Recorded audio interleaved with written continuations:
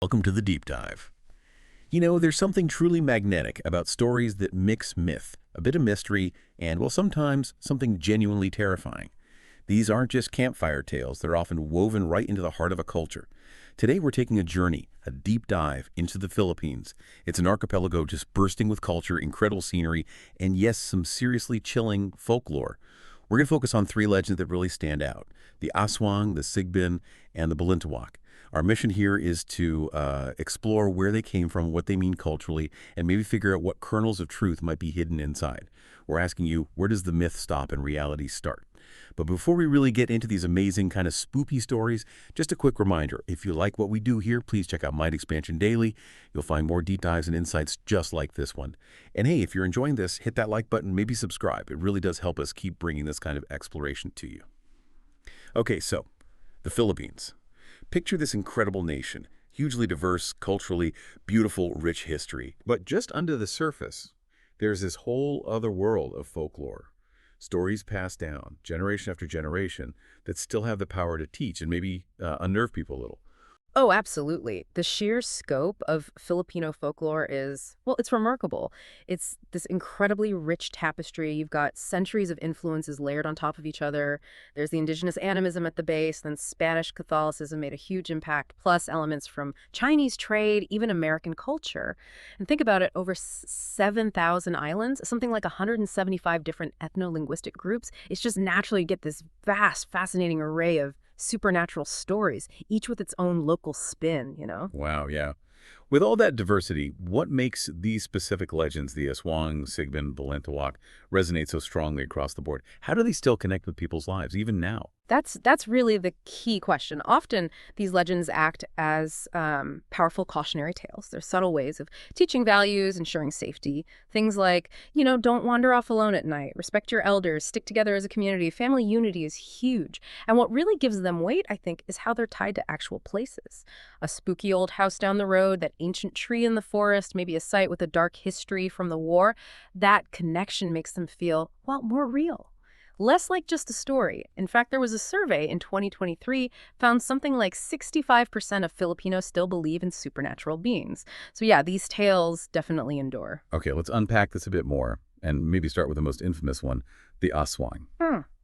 Just the name sends chills down your spine for many people. It's known as this terrifying shapeshifter, right? Particularly feared for preying on pregnant women, on infants. Yeah, the descriptions are pretty vivid. It can look like a beautiful woman during the day, maybe a big black dog or even a large bird.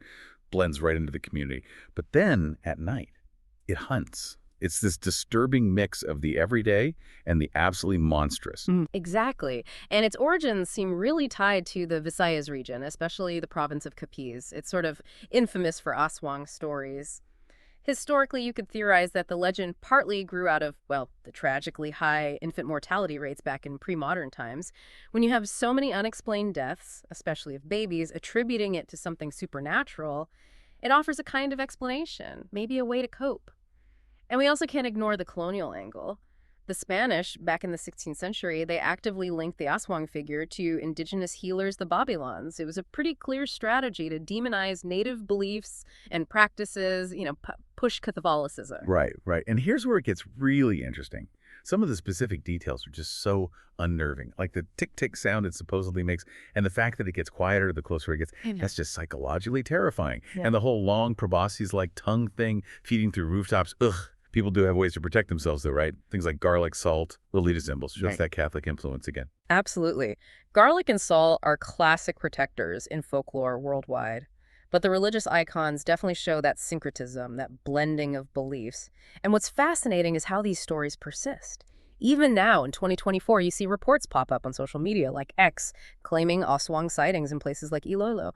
Now, skeptics will say, okay, these are probably just exaggerated tales, maybe meant to keep people from wandering around at night, keep kids close. But the fact that the Aswang still resonates so strongly, it points to some really deep-seated fears, maybe about vulnerability, about protecting family. It definitely still shapes how people act in some rural areas. So while the Aswang is maybe the most famous night terror, there's another one lurking in the shadows, the Sigbin. Equally, just different descriptions vary, but it's often like a hornless goat. Big ears, maybe walks backwards, a bloodsucker. Yeah, the Sigbin is another really compelling figure, especially common in Visayan folklore. The whole idea of it sucking blood through a victim's shadow, that's a particularly unsettling image, isn't it? Speaks to those hidden dangers, things you can't see. And it's supposed to be able to turn invisible, making it incredibly elusive. Some stories even say Aswangs keep Sigbins as pets or familiars. Like the Aswang, its origins probably mix pre-colonial beliefs about, say, vampire-like beings with Spanish colonial fears about witchcraft and indigenous sorcery. It's that blend again. Beyond just being scary, what's the function here? Is it fair to say the Sigbin is another strong warning against, being out alone when you shouldn't be? Oh, definitely. It serves that social purpose very clearly. It's a deterrent, plain and simple. And again, you see it pop up in modern times.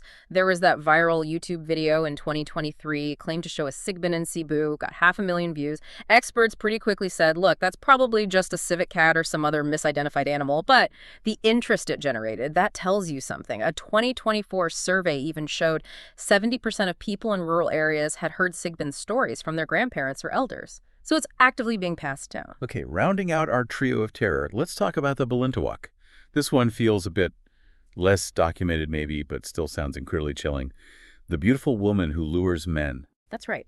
The Balintawak is really interesting, found mainly in Tagalog and Visayan stories, usually associated with places like enchanted forests, maybe near rivers. The core story is seduction. She appears beautiful, lures a man away, and then reveals her true monstrous form, sometimes with claws, sometimes skeletal features. It's pure deception.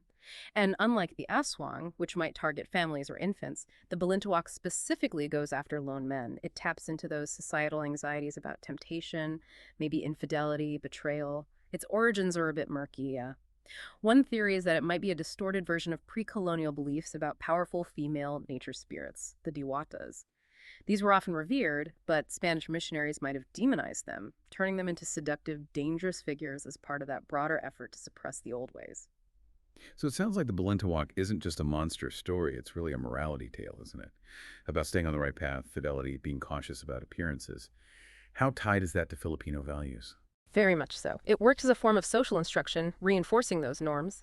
There was an oral history project in Quezon Province back in 2022 where elders actually recounted stories of Balintawak encounters near specific old bridges.